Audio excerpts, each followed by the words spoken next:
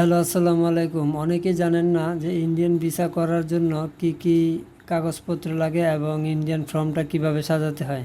তো আজকে আমরা দেখব কিভাবে ইন্ডিয়ান ভিসা অ্যাপ্লিকেশন করার আগে আপনার ফর্মটা সাজিয়ে নেবেন। তো এখানে 4-5টা কাগজপত্রের প্রয়োজন হয়। এই কাগজপত্রগুলো কি কি চলুন দেখি। প্রথমে আপনার যেটা লাগবে একটা 2 ইঞ্চি বাই 2 ইঞ্চি ল্যাব থেকে তোলা একটা ছবি। যেই ছবিতে আপনার খেয়াল রাখতে হবে যে দুইটা কান যাতে খুব সুন্দরভাবে দেখা যায় আর চোখগুলো খুব সুন্দরভাবে দেখা যেতে হবে। ছবি রিকোয়ারমেন্ট এটাই। আর এখানে ফর্মটা দেখতে পাচ্ছেন, এরকম একটা ফর্ম। এটা অ্যাপ্লিকেশন করার পর আপনি পাবেন। তো এটা হচ্ছে পরবর্তী বিষয়, কিন্তু সবার আগের বিষয়টা আপনার অ্যাপ্লিকেশন করার সময় আপনি সাথে কি কি কাগজপত্র লাগবে ওই জিনিসগুলো আজকে দেখব। তো তার মধ্যে ছবি একটা। তো 2 নম্বরে আছে ন্যাশনাল আইডি কার্ড। তো ফর্মের পরে ন্যাশনাল আইডি কার্ডটা আসবে। এইগুলো সিরিয়াল বাই সিরিয়াল একটার পর আরেকটা রাখবেন। তো তারপরে আছে ইউটিলিটি বিল। ইউটিলিটি বিলের মধ্যে অনেকে বিদ্যুৎ বিলের কপি দিতে পারেন। বর্তমানে বিদ্যুৎ বিলের কপি অনেকের কাছে থাকে না, কারণ এটা কার্ডের পেমেন্ট করে। তো এই জন্য আপনারা গ্যাস বিলের কপি দিতে পারেন। গ্যাস বিলের মধ্যে এখানে অ্যাড্রেসগুলো থাকে, অ্যাড্রেস এবং আপনার সব কিছু দেওয়া থাকে, বাসার ঠিকানা। তো এই জিনিসটা দিয়ে আপনার প্রেজেন্ট অ্যাড্রেসটা ভেরিফিকেশন করার জন্য মূলত ইউটিলিটি বিলের কপিটা দিতে হয়। তারপরে যেটা আছে ডলার এন্ডোর্সমেন্ট। আপনি যে ভারত ভ্রমণ করবেন, তো এখানে আপনার আর্থিক সচ্ছলতার জন্য আপনি ব্যাংক স্টেটমেন্ট, আপনার ব্যাংকের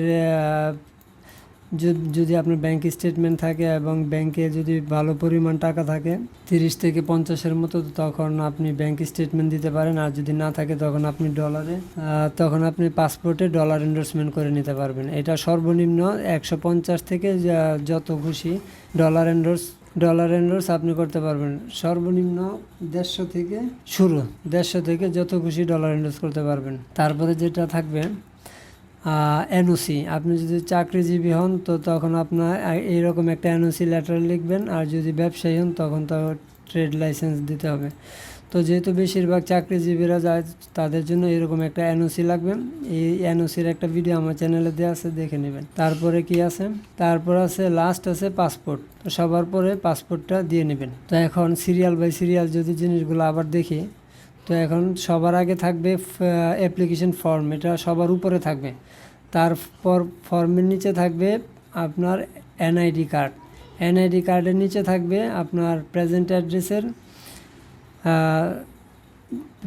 অ্যাড্রেসের জন্য ইউটিলিটি বিলের কপি। তারপর থাকবে আর্থিক সচ্ছলতা প্রমাণের জন্য ডলার এন্ডোর্সমেন্ট বা ব্যাংক স্টেটমেন্ট। তারপর থাকবে এনওসি বা ট্রেড লাইসেন্স। তারপর থাকবে পাসপোর্ট। এই 6টা পেপারস একসাথে করে পিন আপ করে আপনি অ্যাপ্লিকেশনের জন্য রেডি। তখন আপনার যে অ্যাপ্লিকেশন করার সময় যে ডেটটা পাবেন, অ্যাপয়েন্টমেন্ট ডেট, ওই অ্যাপয়েন্টমেন্ট ডেটে গিয়ে অ্যাপ্লিকেশনটা জমা দিয়ে আসবেন। ধন্যবাদ।